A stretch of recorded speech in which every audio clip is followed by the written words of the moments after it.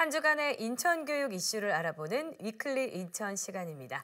오늘도 이상훈 인천시 교육청 대변인과 함께하겠습니다. 어서 오세요. 네, 안녕하십니까.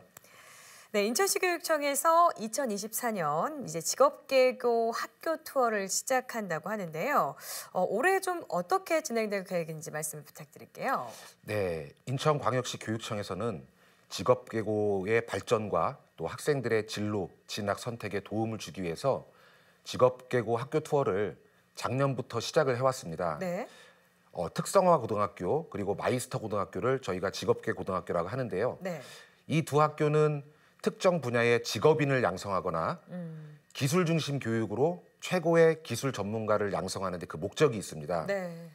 지난해에는 17개 고등학교를 대상으로 학교 투어를 운영했는데요. 학부모님들께서 굉장히 좋아하셨습니다. 그래서 올해는 직업계고에 관심이 있는 중학생 그리고 학부모님을 대상으로 교육청 버스를 이용해서 진행을 할 예정이고요. 네. 지난 4월 22일 인천 반도체 고등학교를 시작으로 올 11월까지 29개 전체 직업계고로 확대해서 운영할 예정입니다.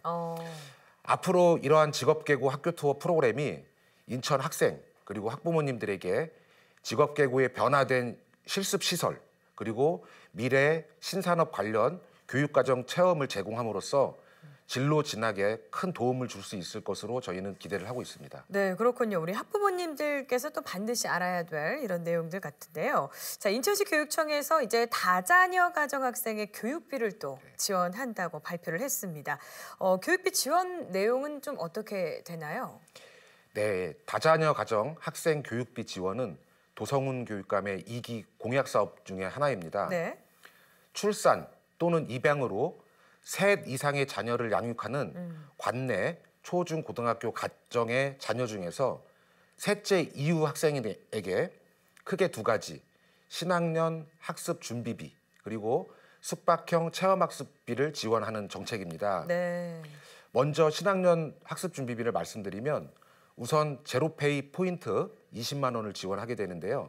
이 포인트로는 의류, 도서, 문구 또는 학습용 전자기기를 구입하는 데 사용할 수가 있습니다. 네.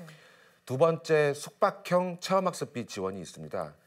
우선 숙박형 수학여행의 경우에는 초, 중학교는 15만 원 범위 내에서 그리고 고등학교는 28만 원 범위 내에서 실비를 지급합니다. 네. 그리고 숙박형 수련활동의 경우는 초, 중, 고 모두 10만 원 범위 내에서 이것도 마찬가지로 실비를 지원할 예정입니다. 그렇군요. 특히 우리 다자녀 가정의 경우에는 우리 학생들의 교육비 또한 상당할 텐데요. 이런 부담을 해소하는 데 좀 좋은 정책인 것 같습니다. 자, 그러면 이제 혜택을 받으려면 신청을 좀 어떻게 하면 될까요? 네, 신청은 이러한 지원이 다자녀 가정의 교육비 부담을 좀 적게나마 해소하고 또 정부의 저출산 문제가 좀 심각한데 이 네. 대응에도 좀 도움이 되었으면 하는 바람이고요. 네. 교육비 지원 신청은 올해 12월 31일, 즉 올해 연말까지 상시 가능하고요. 네. 셋째 이상 자녀가 재학하는 학교로 저희가 가정통신문을 배포할 예정입니다. 네. 그러면 그 신청서하고 주민등록 등본 또는 가족관계 증명서와 같은 증빙 서류를 학교에 직접 제출하시면 됩니다. 네. 자, 또 최근에 이제 부산의 한 초등학교에서 이제 모듈러 교실에서 실내 공기질을 검사를 했었는데요. 이 유해 물질이 기준치 이상을 좀 초과했다는 이런 좀 보도가 있었습니다. 학부모님들께서 굉장히 걱정이 또 많으셨거든요.